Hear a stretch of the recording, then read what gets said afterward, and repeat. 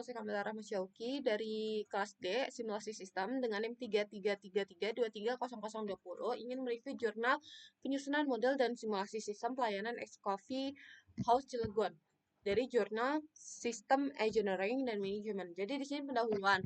Pendahuluan dilatar belakangi oleh eh, masalah utama pada ex-coffee House Cilegon itu waktu tunggu pelanggan itu yang terlalu lama karena ketidakefisienan sistem pelayanan dan antrian sehingga bertampak pada tingkat kepuasan mereka itu. Lalu metode penelitiannya itu ada kuantitatif, analisis yang digunakan itu ada keseragaman data, uji kecukupan, uji kenormalan, distribusi probabilitas, uji ANOVA, dan uji LSD. Yaitu dengan jenis kuantitatif berupa informasi penjelasan melalui observasi secara langsungnya. Lalu di sini digunakan flexing. Flexing itu sebagai simulasi, lalu serta di sini ada digunakan Excel serta Excel dan RS Studio itu untuk validasi. Lalu di sini ini merupakan distribusi probabilitas. Lalu di sini ada hasilnya, yaitu ada pengumpulan data. Di sini ada pengumpulan datanya.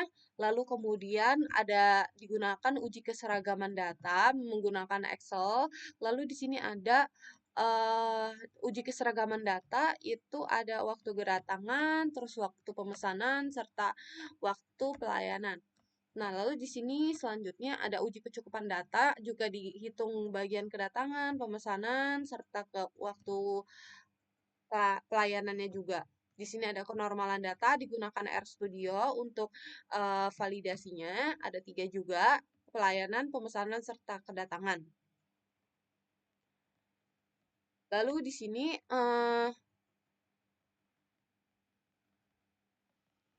sini ada hasil dari keseragaman, yaitu valid semua karena pada data waktu pelayanan batas keseragaman atas sebesar 554,47 dan batas keseragaman bawah itu adalah 116,28 sehingga data waktu pelayanan itu valid. Lalu di sini kecukupan data itu dinyatakan cukup semua untuk ketiga aspek tersebut. Lalu untuk uji kenormalan itu dinyatakan normal semua karena telah didapatkan karena di sini didapatkan bahwa gambarnya itu naik ke atas semua dan tidak ada yang jomplang datanya. Lalu untuk distribusi, di sini ada distribusi data.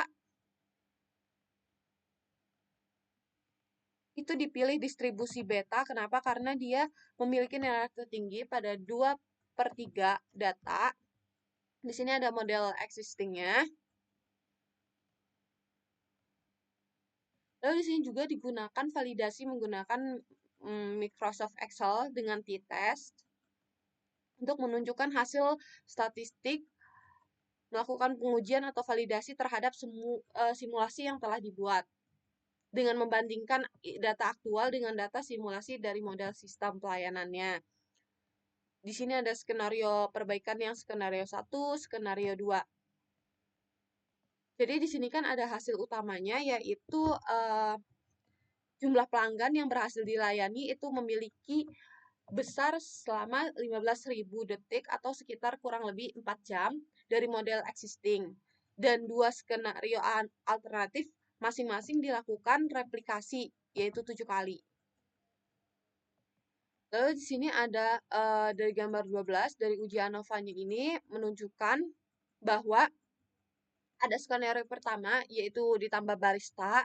Ditambah barista itu throughput naiknya itu menjadi 57,33 pelanggan. Lalu untuk skenario 2, yaitu adalah dengan menambah kasir, itu throughputnya itu naik menjadi 48,33 pelanggan.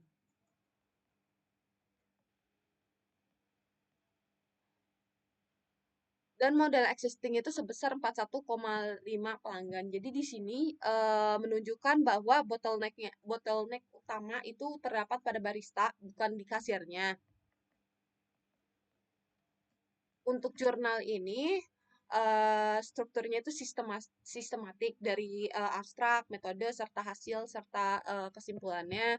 Lalu untuk penggunaan Fleximnya itu di sini kurang jarang jarang diterapkan untuk kasus coffee shop ini. Lalu untuk analisis statistiknya itu udah cukup bagus, lengkap, dan tidak hanya di simulasi deskriptifnya juga, tapi juga ada simulasi secara visualnya. Lalu visual model existing dan usulannya juga itu ditampilkan, seperti gambar yang di sini, dengan model existing dan lain sebagainya, dan model usulan. Lalu untuk kelemahannya itu ada hanya 4 jam observasi, seharusnya ada di sampling hari yang berbeda, seperti weekdays ataupun weekend, jam sibuk ataupun jam sepi, sehingga itu waktu itu bisa balance gitu untuk diolah lagi datanya untuk hasil yang lebih representatif. Lalu untuk variabelnya itu terbatas, hanya melihat kasir serta barista. Faktor lain seperti kayak kapasitas meja, variasi menu, ataupun perilaku pelanggan itu kurang dikeluarin ataupun dibahas. Lalu untuk tidak adanya aspek finansial seperti cost benefit, analisis untuk menambah barista, apakah keuntungannya itu sepadan atau sepadan dengan biaya ataupun gajinya. Lalu literatur itu banyak yang umum atau teoritis, sehingga sebaiknya itu ditambah studi spesifik seperti simulasi di food and beverage-nya dari industrinya. Lalu untuk kesimpulannya itu menekankan throughput, padahal sebenarnya bisa juga digabungkan dengan customer satisfaction ataupun service levelnya. Lalu untuk kesimpulan dari keseluruhannya itu bahwa simulasi fleksi bisa menjadi alat untuk mengevaluasi sistem pelayanan coffee shop ini. Serta hasilnya itu cukup meyakinkan bahwa dengan menambah barista itu lebih bertampak dibanding dengan menambah kasir dan lainnya. Lalu untuk pengembangan jurnalnya itu bisa ditingkatkan dengan yang pertama itu mungkin ada observasi data lebih panjang dan variatif, seperti tadi ada jam sibuk, weekdays, weekend, jam sepi, dan lain sebagainya.